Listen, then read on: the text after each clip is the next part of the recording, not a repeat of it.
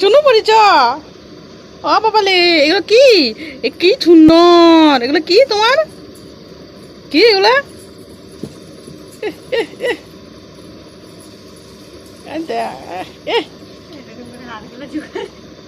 তুমি কি বলিছ আমার তুমি কি বলিছ এগুলো এগুলো কি এগুলো মা কি সুন্দর এগুলো কি এগুলো এগুলো কি কি এগুলো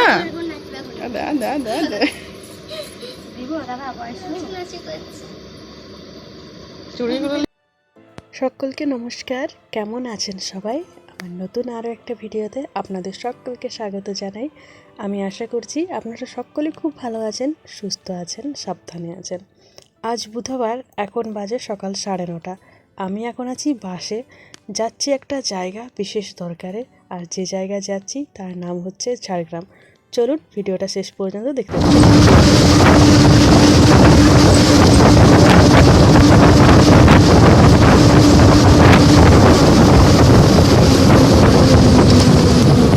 বেশ কিছুদিন ধরে ঝাড়গ্রাম যাওয়ার জন্য চেষ্টা করছি, কিন্তু বিভিন্ন কাজের মধ্যে যেতে পারছি না।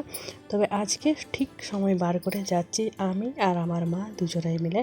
আজকে যাচ্ছি মাকে ডাক্তার দেখানোর জন্য ঝাড়গ্রামে। তো এখনও রয়েছি বাসে। আমাদের দিকে তো প্রচণ্ড পরিমাণে গরম, আর বৃষ্টি তো হয়নি, কিন্তু এই জায়গাটায় পৌঁছানোর পর দেখলাম এইখানটাতে বৃষ্টি হয়েছে আর বেশ সুন্দর একটা ঠান্ডা ঠান্ডা ওয়েদার। বাসটা যখন চলছে তখন তো খুবই ভালো লাগছে, কিন্তু যখন কোনো জায়গায় এসে দাঁড়িয়ে যাচ্ছে বেশ কিছুক্ষণ, তখন তো গরমে মাথাটা তো একেবারে খারাপ হয়ে যাচ্ছে।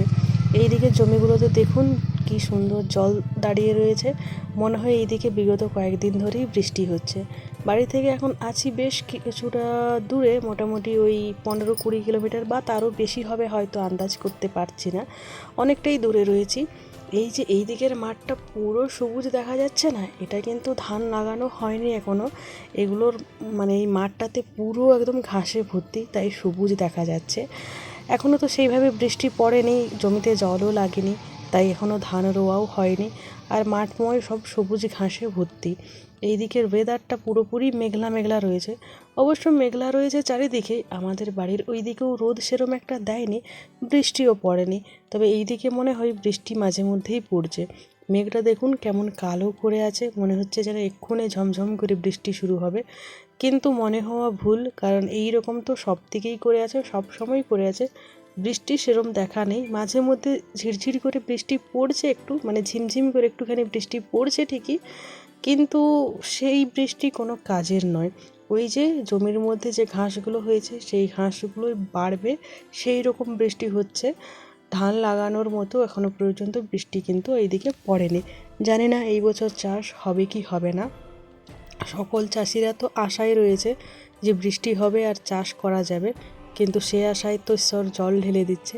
তবে এই জায়গাটায় পৌঁছানোর পর দেখলাম এখানে কিন্তু ধান রোয়া চলছে। এই যে দেখুন ধান রুইছে কয়েকজন মিলে। তো বেশিরভাগ জমিতেই দেখলাম ধান রোয়া হচ্ছে, বা ধান রোয়া হয়েছে, বা ধান রোয়া হবে, তার প্রিপারেশন চলছে। এই জায়গাটায় এসে দেখলাম জমিগুলোর মধ্যে বেশ সুন্দর জলও দাঁড়িয়ে আছে। তো বেশ ভালো লাগলো। যাই হোক, এই দিকটাতে হলেও চাষ শুরু হয়েছে। এই দিকের আকাশটা আবার দেখুন পুরো সাদা হয়ে গেছে। মেঘ তো রয়েছে, মানে এই মেঘটা হচ্ছে বৃষ্টি পড়ার মেঘ। যখনই মেঘ ধরে আমার মা সঙ্গে সঙ্গ বলতো, সাদা মেঘ বর্ষণ আর কালো মেঘ দর্শন। কালো মেঘ হলে শুধু মেঘই দেখায় নাকি, বৃষ্টি সেরম হয় না। তবে সাদা মেঘ হলে খুব বৃষ্টি হয়। আজকে এইখানে হাট ছিল, মানে যে জায়গা দিয়ে এখন যাচ্ছি এইখানে আজকে হাট ছিল। আর এই হাটে সমস্ত কিছু বিক্রি হয়, গরু, ছাগল, হাঁস, মুরগি, জামা কাপড়, সবজি, মশলাপাতি সমস্ত কিছু। যদিও আমি হাটটা কখনো দেখিনি, তবে শুনেছি ছোটোবেলা থেকেই। তাই এই এখন রাস্তাতে করে, মানে হাটটা হয়তো এখন শেষ হয়ে আসছে, বা হয়তো শুরু হবে, জানি না হাটটা কখন হয়।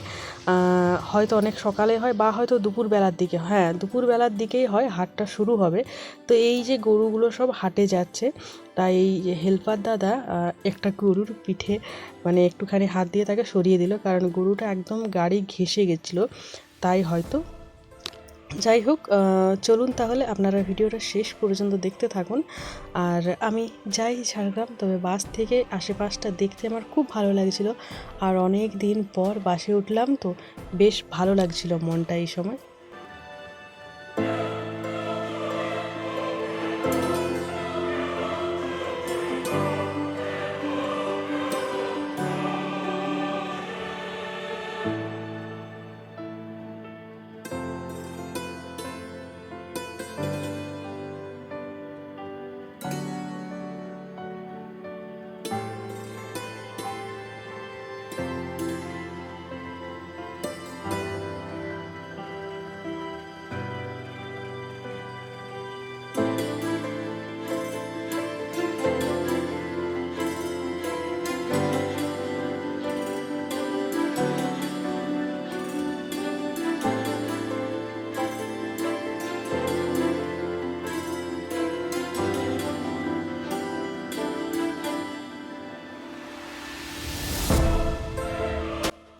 এখন যে জায়গা দিয়ে যাচ্ছি এইখানটায় দেখলাম হালকা হালকা রোদ বেরিয়েছে।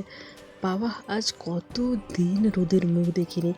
আমার বাড়ির ওইদিকে তো আজ অনেক দিন ধরেই মেঘলা মেঘলা করে রয়েছে, মাঝে মধ্যে একটু একটু বৃষ্টি পড়ছে তো পড়ছে, না পড়ছে তো ওই মেঘলা মেঘলা করে রয়েছে, রোদ আর দেয়নি কোনোভাবে। এই জায়গায় রোদটা বেশ ভালোই লাগছিল দেখতে। আর এইখানের আকাশটা দেখুন, পুরো একদম নীল আকাশ, তার উপরে হালকা হালকা মেঘ ভেসে বেড়াচ্ছিল, যেন মনে হচ্ছিল নীল আকাশের উপরে কেউ হালকা করে ছাই ছড়িয়ে দিয়েছে। দেখতে ঠিক ওই রকমই লাগছিল। তো এখন ঝাড়গ্রাম যাচ্ছি, আর এসে পড়েছি খুব কাছাকাছি, আর বেশিক্ষণ টাইম লাগবে না। আমার বাড়ির থেকে ঝাড়গ্রাম খুব বেশি দূরে নয়, ওই বড়জোর 40 কিলোমিটার মতো হবে। বাসে যেতে টাইম লাগে 1 ঘন্টা, তবে বাইকে যেতে একটুখানি কম টাইম লাগে, মোটামুটি 10-15 মিনিট মতো কম টাইম লাগে। বাসে যেতে একটু বেশি টাইম লাগে, তার কারণ এই যে বাস দাঁড়িয়ে যায় অনেক সময়, অনেক জায়গাতে অনেকক্ষণ ধরে দাঁড়িয়ে যায়, ওই জন্যই হয়তো বাসে যেতে একটুখানি বেশি টাইম লাগে। তবে যেগুলো এক্সপ্রেস বাস, সেই বাসগুলোতে যেতে আর একটু কম সময় লাগে। আর এই যে দেখুন, গল্প করতে করতে পৌঁছে গেলাম ঝাড়গ্রামে। এখন ঝাড়গ্রামের ওভারব্রিজটা ক্রস করছি, আর ওই যে রেল লাইন দেখা যায়, দূরে স্টেশনটাও দেখা যাচ্ছে। এখান থেকে স্টেশনটা খুবই সামনে। আর এখন যদিও ট্রেন বা রেল মালগাড়ি কোনো কিছুই কিন্তু যাচ্ছে না, ফাঁকা রয়েছে। তবে এই ওভারব্রিজটা কিন্তু আগে ছিল না, বেশ কয়েক বছর আগেই হয়েছে। আর এই ওভারব্রিজ হওয়ার আগে অবশ্য আমি ঝাড়গ্রামটা সেভাবে দেখিনি, হয়ে গেছে আজ হয়তো প্রায় 10 বছর আগের মতো হয়েছে, অনেক দিনই হলো। যাই হোক, তবে এই ওভারব্রিজের নিচে রয়েছে বেশ বড় সড়ো নাম করা একটা বাজার, যে বাজারটা একটু হলেও আমি আপনাদের সাথে শেয়ার করেছিলাম এর আগে যখন ঝাড়গ্রাম এসেছিলাম। তবে সেটা বরের সাথে বাইকে করে এসেছিলাম।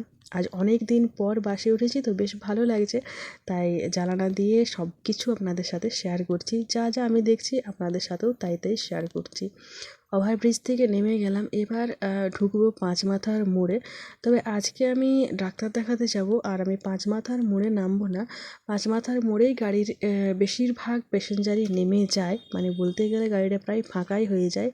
কিছু কিছু মানুষ থাকে যারা হসপিটাল মোড়ে নামে, আমিও হসপিটাল মোড়ে নামবো, কারণ বেশিরভাগ ডাক্তারের চেম্বারগুলো ওই সাইডের দিকেই রয়েছে। আর হাতে গোনা 2-1 জন মানুষ থাকে যারা বাস স্ট্যান্ড পর্যন্ত যায়। তবে বেশিরভাগ মানুষ, মানে বেশিরভাগ বলতে কি 90% মানুষই এই পাঁচমাথার মোড়েই নেমে যায়। এই জায়গা থেকে অনেকে স্টেশন যায়, অনেকে আবার এই জায়গায় নেমেই বিভিন্ন তাদের কাজ বাজগুলো করে আর কি। এই যে পাঁচমাথার মোড়টা ক্রস করছি, বাইকে গেলে হয়তো পুরোটা দেখাতে পারতাম, যেহেতু বাসে যাচ্ছি তাই একটা সাইডেই আপনাদের সাথে শেয়ার করতে পারবো। আমি বাম সাইডে বসেছিলাম, তাই বাম সাইডটাই শেয়ার করছি আপনাদের সাথে। ডান সাইডে ফিরতি বাস ধরার আছে আর কি, মানে বাস ধরার লাইন। তবে আগেই পাঁচমাথার মোড়টা খুব ভালো ছিল, মানুষের দাঁড়ানো বসার একটুখানি জায়গা ছিল, বর্তমানে কিন্তু সেটা আর নেই। আমার মনে হয় সব কিছু উন্নতির সাথে পাঁচমাথার মোড়টার অবনতিই হয়েছে।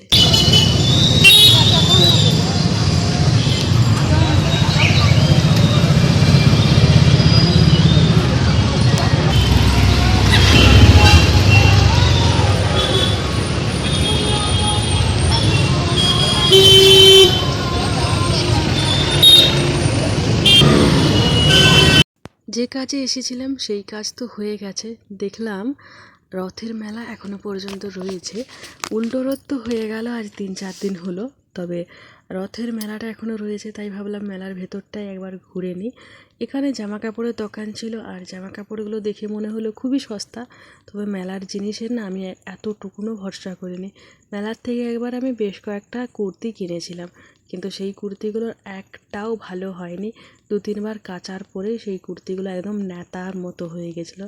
তাই মেলার থেকে আর যাই কিনি না কিনি, জামা কাপড় আমি আর কখনো কিনবো না, এটা আমি মনে মনে নিজেকে প্রমিস করিয়ে নিয়েছি। এই মেলাটা ছোট্ট মতো ছিল, তবে অন্য বছর আমার মনে হয় খুব বড় করে বসে, এই বছর অনেক ছোট বসেছে মেলাটা। একটু ঘুরে ফিরে নিয়েই বেরিয়ে গেলাম, কেনাকাটি সেরকম কিছুই করিনি। এই যে এখন ফিরছি বাড়ি, সব কাজ বাজ হয়ে গেল। এই সময়টায় বেশ ভালো ওয়েদারটা ছিল, বেশ হেডফোনে গান শুনতে শুনতে বাড়ি ফিরছিলাম। আজকের ভিডিওটাও তাহলে এই পর্যন্তই রাখলাম। কেমন লাগলো আপনাদের আজকের ভিডিওটা কমেন্ট করে জানাবেন। আমার কথাবার্তার মধ্যে যদি কোনো ভুল ত্রুটি থাকে অবশ্যই আমাকে ক্ষমা করে দেবেন, আমি ক্ষমা প্রার্থী। দেখা হচ্ছে আপনাদের সকলের সাথে খুব শীঘ্রই আবারও নতুন একটা ভিডিওতে। আজকের মতো এই পর্যন্তই থাক।